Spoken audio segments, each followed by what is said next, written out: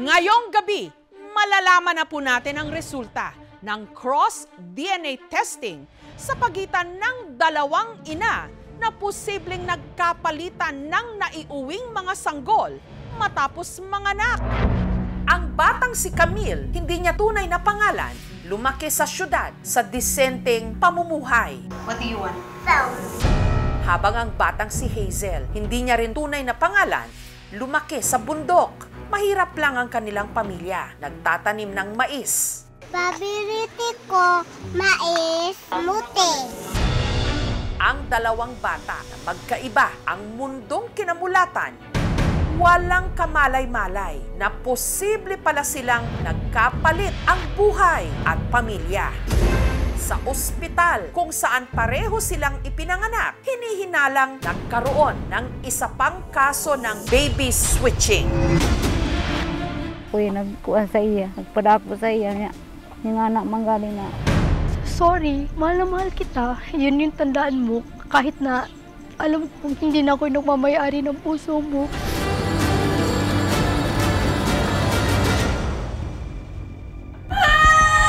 Taong 2020, nung nanganak si Margie sa isang ospital sa Davao Oriental, nung may napansin silang kakaiba sa lampin na suot ng ibinalik sa kanilang sanggol. Yung franela na prepare namin is color blue. Pero yung suot ng baby na ibinibigay sa akin, luma na franela na color pink at parang pinaglumaan na ng ilang bata. Pagkakita ko sabi ko, G, bibitag, ano to? Teka, bakit mauton?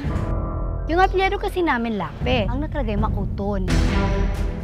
May nurse na dumaan, sinabi ko lang na, "Ma'am, bakit iba tong suit ng anak ko at bakit iba yung tag?" Liningon lang ako na parang walang narinig. Tapos umalis. Sa kabila nito, inuwi nila ang sanggol na 4 na taong gulang na ngayon, si Camille. Nagkaroon ako ng direksyon nang dahil sa kanya. Solo parent din po ako. So when I was pregnant, I was fully abandoned. Physical appearance, hindi naman talaga siya resemblance sa amin. Siya maputi. Look at our skin. Morena. Siya singkit. Kami naman mga fierce look. Siya kulot. Tapos kami mga straight. Kahit kampante ako na apo ko yun, sa puso ko may hinahanap talaga ako. Hanggang kinutuban na sila na baka nga nagkaroon ng baby switching. Kaya nakipag-ugnayan si Margie sa Davao Oriental Provincial Medical Center kung saan siya nanganak. Sumailalim silang mag-ina sa DNA test noon lamang nakaraang taon. Na nag-negative kami sa DNA. Therefore, I am not a biological mother of my daughter. Umiyak ako ng yung walang boses sa tulang luha eh. Biglang gumuho yung mundo eh. Hanggang natuntun na nga ang posibleng nakapalitan ni Margie ng naiuwing sanggol, si Esmeralda. Nabuang mo sa mo, nga ako maning anak ko niya, ari-ari lang din yung adiriya nga. Dili ko makakawag mamikanan mga istorya nga sayo pa diriya, sulungan naman tali rin ana. Murag feel good na ako na, dili, murag ako, ano ko ba, murag na masyak gani ko. Hala! Kamukhang kamukha! Morena, medyo chubby, matangkad, tapos kakulay, kabuhok din.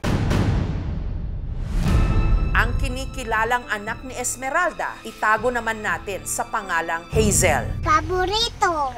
Sino? Papa. Papa lang? Mama. Din laki ang mata, din ako, murag singkit akong mata. Pilipod mi ka parehag buhok kay, baga kong buhok ko na siya nipis magbuhok. Kita na ako sa mga anak, kay nakita yun ako. Ako yun ang bata. Na kay na magod sa ako yung nagkuhan ato. Ikaw yun na.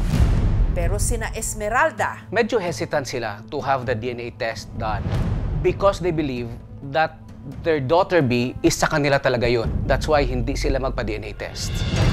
hanggang sa nakita na ni Esmeralda ang litrato ng posibleng tunay niyang anak.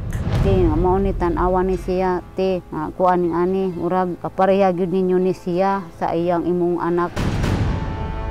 Nakurat ko gitanaw ra nako siya. Kaya pumayag na rin siya na sumailalim din sila ni Hazel sa maternal DNA test para malaman kung sila ba'y magkadugo. Masakitan pun ko mawala sa ako siya.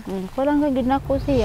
Ang sumunod na proseso, ang dalawang ina at ang dalawang bata na sina Camille at Hazel sumailalim sa isa pang DNA testing na kung tawagin cross-matching para malaman kung sino sa mga bata ang para sa mga ina. Handa naman ako sa dalawang probability. Positive man kung negative, andam kung udawat anang kuan sa sode.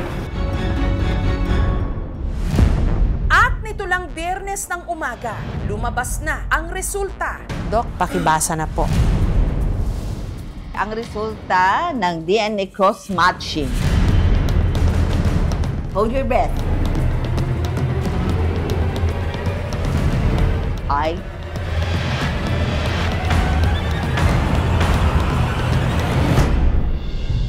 Lumipad ako ng Davao City para makapanayam ang dalawang pamilya habang ang mga bata naglalaro sa isang playroom. Una po sa lahat, daghang salamat sa inyo na ibinahagi nyo yung inyong mga kwento sa aming pong programa. Gusto ko muna kayong kamustahin. Kamusta ka ba, Margie at si Nanay Gina? Excited na may halong kaba kasi hindi natin may pagkakaila, baka may third person pang involved, baka mag-negative na naman. Parang may pangamba din ako na ganun eh. Nanay Gina, kayo po, kamusta ko na nakarating ko tayo sa puntong ito? Kampante na po ako, parang apo ko siya talaga. Yung nasa kanila. Pero ang nasa inyo po si paano ho yun? Apo nyo rin si ba yun? So parang dalawa ho yung apo nyo, nanay. Ikaw, Margie, nagtatalo pa ba yung loob mo? Hindi eh. Mas in-embrace ko yung parang yung panganay kong anak, kambalagad eh. Kasi kapag iniisip ko, nagtatalo pa yung loob ko. Mas lalo ako mas-stress. Pero hindi naman nabawasan yung pagmamahal nyo kay Hindi po, mas lalo namin siya minahal kasi hindi nila alam yung nangyari sa kanila. Ano ba yung nararamdaman nyo, Nay? Siya nakapansin na iba yung lampi. Pansin ko po na yung lampi namin, puti siya pero may blue sa gilid. Sabi ko, baka nagkapalit ng bata. Bakit mauton? Ito yung mga mahiwagang lampin na napagpalit. Ito sa inyo to. Yes po. Ito yung lampin na ginamit kay Yes, Tama po. ba, Yes, po. Esmeralda? Yes, po. Hindi mo ba napansin yon nung binigay yung baby mo na bakit iba yung lampin? Wala lang po ko nagkuan ana ma'am kay taas magud akong dugo ato. Dili nagbago yung pagtingin mo kay kahit yung posibleng anak mo nasa kanila? Kuanan ko masakitan po ko sa akong hunahuna. Anong pakiramdam nun? Kuanan ko makulbaan ko. Sila, hindi nila kadugo yung anak nila. Baka napalitan, napagpalit yung mga anak nyo. Kuan ko murag na siya ko ning anak sa akong kasing-kasing na hilak ko sa akong buot na ko nga ning anak man akong anak nga tuwa kay Margie niya ang anak niya naadag sa kuha. Murag dahil po sa akong hunahuna hilak ko dili na ko makakaon halos adlaw gabi di mo makakaon baka hunahuna mako akong anak tuwa sa iya. Bugat kayo. Tinatanong nyo ba yun sa sarili nyo, Margie, Nanay Gina, Esmeralda? Bakit naman sa amin pa natapat tong ganitong problema? Nagtanong din ako eh. Hiniyak ako. Parang active kasi ako sa church, tapos church worker. So, umabot sa punto na sabi ko sa Panginoon na, Lord, nagtatampo ako sa iyo. Bakit hinayaan mo mag-suffer ako ng ganito? Pinaglilingkuran naman kita eh. Umabot ako sa pagko-question eh. Hindi ko naman directly na sinisisi yung sarili ko kasi kampante din ako na anak ko yun eh. Parang dumating din sa punto na sabi ko, dalawa na nga lang kaming magkasabay, ayon sa record, nagkapalit pa. Habang buhay po, dadalhin namin tong sakit na to. Kung ikumpara mo doon sa krimen na pagpatay, para siyang chinap-chap tapos inilagay doon sa nagkaibang lugar. Kahit ganun kahirap, unti-unti kong kinuha yung mga kapiraso hanggang nabuo ko. May nagbago ba dun sa mga bata mula nung nagka-idea sila na baka hindi nyo sila anak? Kami lang dalawa, nagpakandong siya, tapos sabay iyak na, Ma, I understand what's happening. I understand that I have another mom, that is Esmeralda, sabi niya, and Papa Luloy. But please, huwag mo ko isa uli, kasi you're my mama forever eh. Yun yung, parang sabi ko, paano ko isa sa uli yung batang ganito, na kinausap ako sa ganitong murag edad, tapos umiyak siya ng wala talagang boses eh. Sabi niya, kapag umaga ba, may gatas ba doon? Pag tanghali may gatas, pag gabi may gatas. Sabi ko, yung gatas na bibili naman eh. Pero yung ibang iba yung ibang nakasanayan niya, Ang hirap kasi i-provide doon. Dahil may muang na ang dalawang bata. Kapag napatunayan ang kanilang suspecha, ang dalawang ina nagkaroon ng kasunduan na kung tawagin co-parenting. Kuan lang, magsuporta-suporta na lang, may ngadto nga rin lang, may madto ko, maripod siya.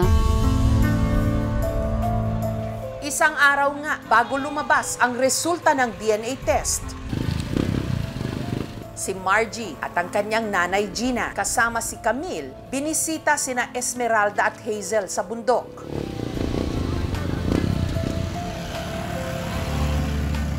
Are you not scared? Oh, that's my girl.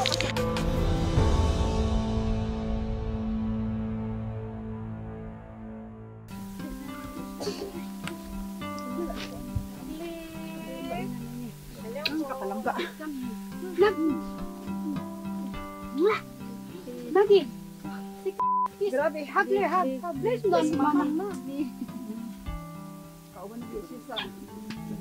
Nalipay ko nga, ning abot siya diri sa ko, nga permiro siyang pagsaka diri sa amo ang bukid. Sa feel na ko nga, ako siyang anak. Magbigla akong sarili ba? Pagtanong na ako kanina sa iya. Magahan po sa loob. Kay murag, kana siya, murag dugok yun siya. Hello. Hello. Parang mahirap tindihin ng bata. Feel ko siya, mahal na mahal ko siya. Si Camille, tila magaan din ang loob sa iba pang mga anak ni Leonardo at Esmeralda. Hi, Kuya. Anaong niyaw mauna ko, marumagod sila. Muna akong na kung sa akong dughan, murag ningkon ba. Ang pitik, laktod sa pagstorya na murag mangod na ako siya. At nung kinailangan ng umuwi sina Margie, si Hazel na nasa poder ni na Esmeralda, nag-alboroto.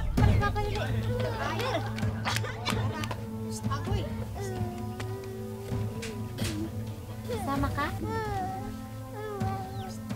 Baka umiyak pa. Yun po yung sinasabi ng puso ko. Anak ko siya. Kahit na iba yung parenting style, anak ko siya, alam ko yan. Color. Ay! Sa puso ko, sabi ko, tapos na ang paghahanap ko.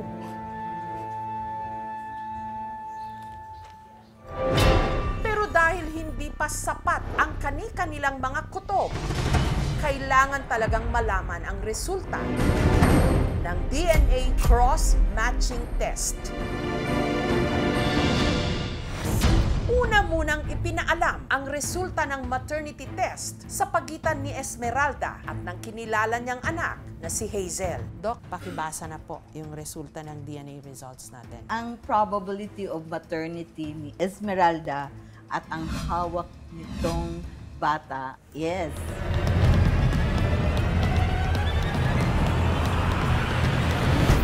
0%. But pasabot ani, di nimo anak ang bata karon nga naa sa imuhang. Anong masasabi mo doon, Esmeralda at Leandro? Parang masakit man sa akin, ma'am. Ganun naman ang katotohanan. Masya ko ma'am nga ning anak man galing. Nga, akong anak. Sa akong gihawidan nga anak, di ako adi ay.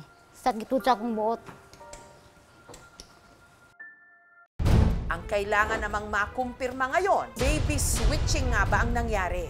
Nagkapalitan nga ba sila Margie at Esmeralda ng kani-kanilang mga anak? Sa puntuhong ito, kailangan natin ng paggabay ng mga eksperto. So nandito po sa aking tabi si Dr. Evangeline Castro, isa ho siyang psychologist. At sa akin po namang kanan ay si Attorney Iris. Bibigyan niya rin ho tayo ng payo kung sa ganitong sitwasyon ba, ano ang nararapat para sa magkabilang mga pamilya. Next results, Doc. Ang resulta ng DNA cross-matching test ni Esmeralda at sa kinihilang anak nito ay it's a 99.99%.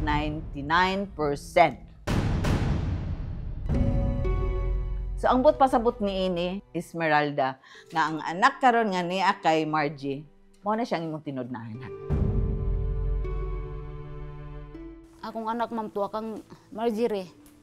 Okay lang gihapon dawatan lang nako ma'am bisag wala ko nagbuhi sa iya, wala ndako sa kuha siya nagatiman. Masaya ako kasi nahanap ko yung totoong magulang ng bata na nasa sa akin. Tama rin kaya ang naramdamang lukso ng dugo ni Margie na ang anak niya, si Hazel. Andito na tayo ngayon sa third revelation. Ang resulta sa DNA cross-matching test ni Margie at sa iyang gituuhan nga anak niya,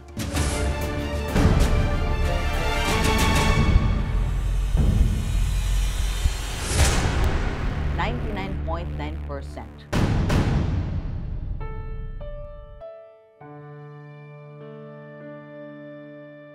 Anong reaction niyo ulit? Thankful naman ako na sila yung kinalaghan ng anak ko. So, bibisiyain ko kula. Salamat kay kamo ang gidakan sa akong anak. Minahal, inaruga or inalagaan, kinalinga. Kasi yun yung pinaka-mahirap hanapin sa ibang magulang eh. Maaaring may pera pero walang pagmamahal. Pero sa inyo po, mahal na mahal niyo po yung anak ko eh. Kaya sobrang thank you kasi dahil sa inyo nagkaroon siya ng buong pamilya na nagkaroon siya ng siya'y tatay figure na dili na ako kaya ihatag. Hindi ko kayang ibigay yun eh kasi alam mo naman na solo parent ako. Sorry kung yung anak niya na nasa sa akin. Walang ama. One thing is for sure, 100% mahal na mahal siya ng mga tao na kapaligid sa kanya at pinapalagi namin siya ng maayos at may takot sa Diyos. Ako tuwa sa bukid. Unya sila nasa siyudad. Oh, so nagkalaylay ang kuan kanang panginabuhian. Nagkalaylay panginabuhian sa tao. So ang bata usay nakaingon, dili ang ngayon na siya didto kay lahi magud sa pikas kay diri sa kuha. Kay ako bisan tuod pobre mang yun naman ko sa nagpahis man lagod ko. Mais-mais ra akong panginabuhian. Pero at least sa mga bata maningkamot yun ko na para na ko matagaan og pagtagad. Dako bang pasalamat na ikaw nagatiman sa akong anak din ang anak nimo na diri sa kuha.